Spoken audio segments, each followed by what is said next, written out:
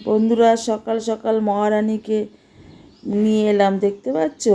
ওই দেখো বসে আছেন মহারানী।